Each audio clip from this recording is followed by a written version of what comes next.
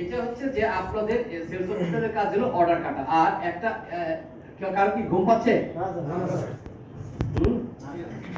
আর সেলসের people প্রথম কথা হচ্ছে তার স্মার্টনেস থাকতে হবে, চেহারা ফ্যাক্ট না, আচার আচরণ কথাবার্তায় তাকে স্মার্ট হতে হবে, কথায় হাসি থাকতে হবে, সম্পর্ক তৈরি করার জন্য যা দরকার সেটা সেলস পার্সনে থাকতে হবে। তাহলে একটা সেলস পার্সন পারেন এমন কোনো কাজ নাই। আর আমাদের প্রোডাক্ট আমরা গর্বের সহিত বলতে পারি যে এখনো 24 বছর যাবত আমরা মার্কেটে আছি উইদাউট এনি রিপুটেশন বা গুড রেপুটেশন এবং প্রোডাক্ট কোয়ালিটি ছাড়া। এই প্রোডাক্ট নিয়ে মার্কেটে কিন্তু 24 বছর টিকে থাকা কঠিন। আমরা এই লোকাল কোম্পানি হিসেবে সর্বোচ্চ সময় মার্কেটে আছি। ওয়ালটনের আগে কিন্তু আমাদের কোম্পানি মাইওয়ান ওয়ালটনের অনেক আগে।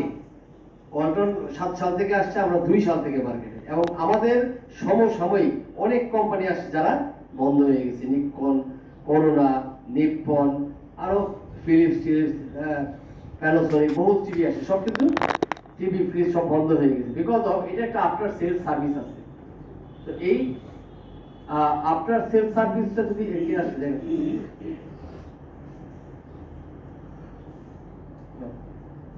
তো সেই আফটার সেলস সার্ভিস যেহেতু এই প্রোডাক্টের আছে, সেই ক্ষেত্রে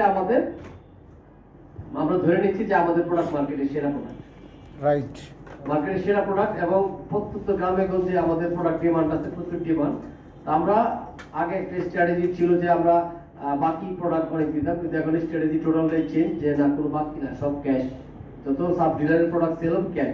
এবং এএসএম দের কাজ হচ্ছে তার অধীনস্থ যতগুলো থানা থাকবে সেই প্রত্যেকটা থানাতে আমাদের প্রতিটা পয়েন্টে যেন আমাদের প্রোডাক্ট থাকে, প্রতিটা পয়েন্টে আমাদের সাইনবোর্ড থাকবে।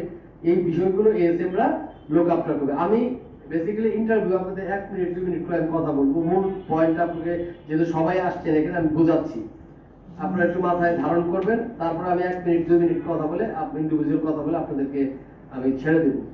আমরা আমাদের বিজনেসের যে মেইন স্ট্র্যাটেজি, বিজনেসের যে পলিসি, সেই বিষয়গুলো আপনাদেরকে আগে বুঝতে হবে যে আসলে আমি যদি এখানে সেলসে আমার ক্যারিয়ার করতে চাই আমাকে কি করতে হবে। সেলস মানে তাকে প্রচুর পরিশ্রম করতে হবে, ফিল্ডে পরিশ্রমের বিনিময়ে তার সাকসেস আসতে হবে।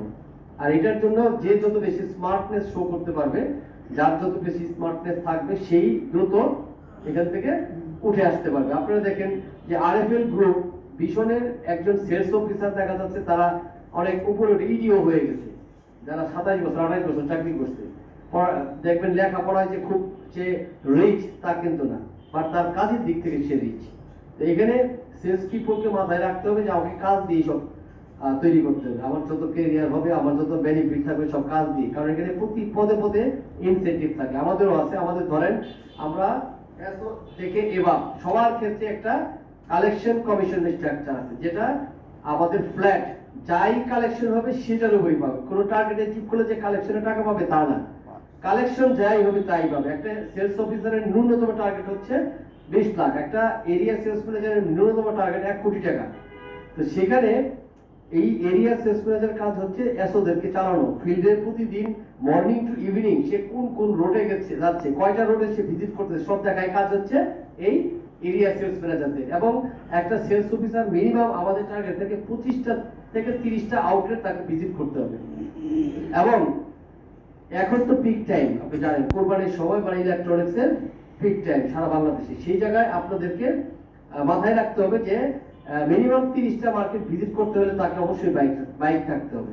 কারণ কোম্পানি যে স্যালারিটা দিচ্ছে, স্যালারির পাশে তার একটা টিএডিএ থাকবে, এবং এটা বাইক থাকতে তার জন্য কনভেনিয়েন্ট হবে। হয়তো তার বেশ কিছু টাকা আগে থেকে সেভ হবে। আর একটা হচ্ছে বাইকের জন্য প্রতি মাসে একটা অ্যামাউন্ট দেওয়া হয় যে এই মেইনটেনেন্সের জন্য। পাশাপাশি আপনার যে কালেকশন হবে এসওদের একটা কমিশন থাকে, সেটা পার লাখে 650 টাকা। তার মানে যদি 20 লক্ষ টাকা করে তাহলে 13,500 টাকা তার কমিশন আসবে, একদম যদি 20 লাখ টাকা। আর যদি সে 1 কোটি টাকা করে তাহলে তার 65,000 টাকার মতো কালেকশন কমিশন আসবে। এটা শুধু কালেকশনের। আবার সেলস ইনসেন্টিভ আছে, যে তার যে 20 লক্ষ টাকা সেলস টার্গেট সেটা যদি করতে পারে তার একটা ফিক্সড অ্যামাউন্ট আছে, ইনসেন্টিভ বলে। আবার এটা যদি 110% উপরে হয়ে যায়, বা 110% নয়, সেখানে আবার আরেকটা স্ল্যাব আছে।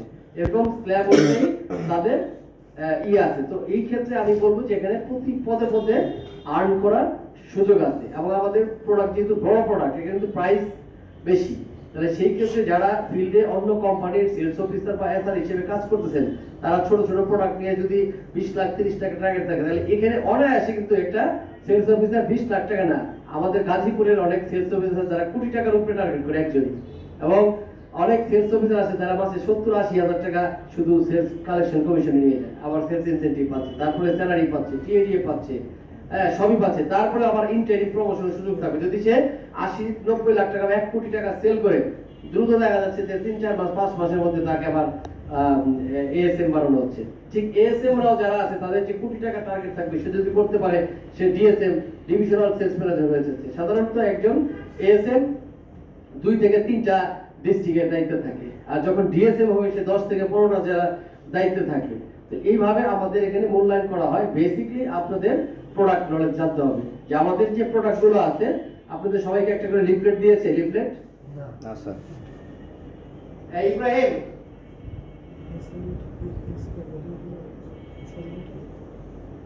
এই Rasel, Ibrahim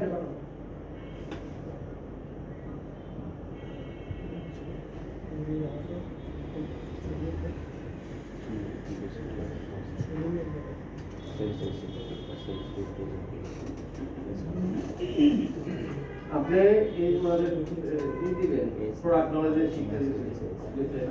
first of all, second হলো যে ওনারা যারা সিলেক্ট হবে, সিলেক্ট করার আগে তাদের পুরো রেসপন্সিবিলিটি দেখে আমাদের কাজের ক্ষেত্রে দিয়ে, আমি মনে করি আমি মিনিস্টার লং টাইম আছি, এর আগে আমি হোমরাতে ছিলাম, তো এখানে আমাদের যারা কাজ করতে আগ্রহী, যারা কাজ করতে চায়, তাদেরকে কিন্তু চেহারায় কিন্তু ভেসে ওঠে যে মানে সে আসলে অ্যাগ্রেসিভলি কাজ করতে চায়, এবং তার মধ্যে অ্যাগ্রেসিভনেস থাকতে হবে। তো এই যদি থাকে, তাহলে আমি বলবো যে সেলস থেকে উপরে ওঠাটা যত সহজ, ডেস্ক জব করে উপরে ওঠাটা কিন্তু এত সহজ না। Right sir, right. পাশাপাশি বেনিফিটটাও বেশি থাকে। আপনার এই সেলস পিপলের ইনকাম ভেরিয়েবল, ফিক্সড কোনো ইনকাম থাকবে না।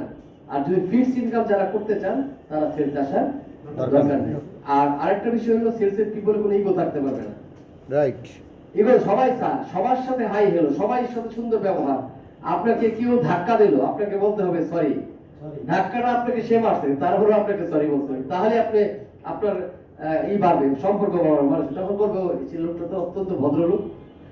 আমরা কথায় কথায় আমাদের হ্যাবিট যেটা হলো যে কারোর সাথে গায়ে ধাক্কা লাগলে উল্টা ঘুরে আমরা থাপ্পড় একটা মেরে বসি, তাই না?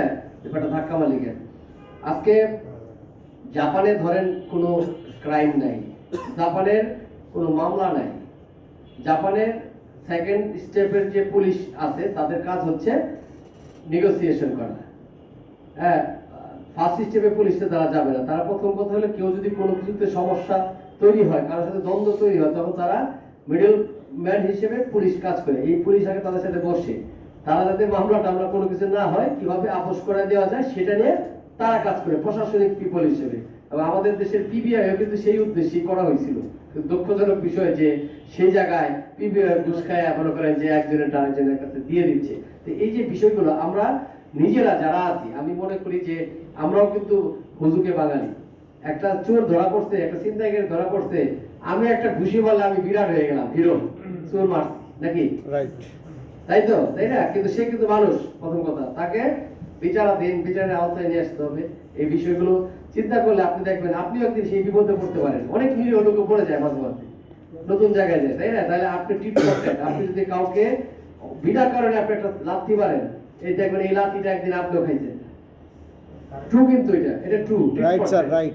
তো সেই জন্যই আপনার যারা সেলসের পিপল, তাদেরকে বিনয়ী থাকতে হবে, অলওয়েজ বিনয়ী, এবং অনেস্টি থাকতে হবে। একদম অনেস্টির বিকল্প কোনো কিছু নাই। অনেস্টি নাই, আপনি ধ্বংস হয়ে যাবেন সেলস পিপল হিসেবে। আপনি ডিলারের কাছ থেকে টাকা নিচ্ছেন, আপনার কাস্টমারের কাছ থেকে টাকা নিচ্ছেন, আপনার ফ্যামিলি চালাচ্ছেন, দেখবেন আপনি ধ্বংস। আপনি আর ওই ভালো যেতে পারবেন না। আসুন, তো এই জায়গায় আপনাদেরকে চিন্তা করতে হবে যে না, আমরা কোনোদিন মানে ডিসঅনেস্ট হবো না। কাজ করে যদি পয়সা দিতে পারি। আমাদের এখানে একজন ইডি ছিলেন, উনি যদিও নাই, আমাদের ব্যাড লাক যে 24 সালে সে মারা যায়। তো সে ব্যাকগ্রাউন্ড ছিল, সে একজন কৃষিবিদ, এগ্রি বিশ্ববিদ্যালয়ে পাশ করা, কিন্তু সে বিসিএস এ কোটাও ছিল সে সময়, সরকারি চাকরিতে না আছে, সে প্রাইভেট চাকরিতে অটোবিতে সেলসম্যান হিসেবে জয়েন করে। সেখানে দীর্ঘ 12 বছর চাকরি করে এবং যে শোরুমটাতে সে কাজ করে শোরুমের সেলস ছিল ধরেন মাত্র 50 লাখ টাকা। সেখানে সেই শোরুমের সেলস সে 4 কোটি টাকায় নিয়ে আসছে এবং ম্যানেজার হয়েছে ওই শোরুমের। সে কি করতো ওই সময়ে 30 থেকে 40 কেজি ওজনের কাঠের টুকরা, আপনি জানেন যে অটোবিত ফার্নিচারের এই স্যাম্পল নিয়ে ইপিজেড ভিজিট করতো সব বিদেশি কোম্পানিগুলো, কর্পোরেট অফিসগুলো ভিজিট করে হিউজ একটা রেসপন্স পাইছে, ওখানে ব্যাপক সেল করছে ওরা। তারপরে জিএম হয়েছে, জিএম 12 বছর চাকরি করে জিএম হয়ে এসিআই আসছে, এসিআই 11 বছর কাজ করছে। এই স্বপ্নের যে আউটলেট গুলো এগুলো নিয়ে তারা কাজ করছে এবং সে এখানকার ডাইরেক্টর হিসেবে কাজ করছে, বেশ ফেমাস একজন লোক ছিলেন। তো এখানেও সে খুব ভালো করছে এই এসিআই। সারা বাংলাদেশে দেখেন এসিআই দেখেন স্বপ্নের আউটলেট কোথাও বাদ আছে কিনা আমার জানা নেই, সব জায়গায় আছে। তো এখান থেকে আমাদের এখানে ইডি হিসেবে আসতো হিউজ স্যালারিতে, 1.5 বছর চাকরি করলো। আমাদের এখানে বেশ ভালো রেসপন্স আসতেছিল তার ইয়ের মাধ্যমে, তার লিডারশিপের মাধ্যমে। তো সেই জায়গায় সে একটা ভুল ট্রিটমেন্ট করতে যায় কমফোর্ট হসপিটালে, তার নাকের একটা পলিপ অপারেশন করতে যায়, তাকে ডাক্তাররা মেরে ফেলছে। তার জন্য এটা ব্যাপক আন্দোলন হয়েছে, আপনারা অনেকেই হয়তো দেখছেন মিডিয়াতে। এবং আমরা ওই হসপিটালের পরিচালক থেকে শুরু করে 7 জনকে আমরা অ্যারেস্ট করেছিলাম ওই দিন রাতেই, অ্যারেস্ট করে থানাতে ঢুকাইছিলাম। তো বিষয়টা হলো, কেন বলছি, ব্যাখ্যাটা কেন দিচ্ছি, উনি কিন্তু একজন কৃষিবিদ হিসেবে নিজেকে সারা ঢাকা শহরে বাংলাদেশে ফেমাস হিসেবে তৈরি করছিল, একজন সেলস পার্সন হিসেবে। এমন কোন লোক নাই তাকে না চিনে, সবাই চিনে বাংলাদেশে, এবং অত্যন্ত ট্যালেন্ট।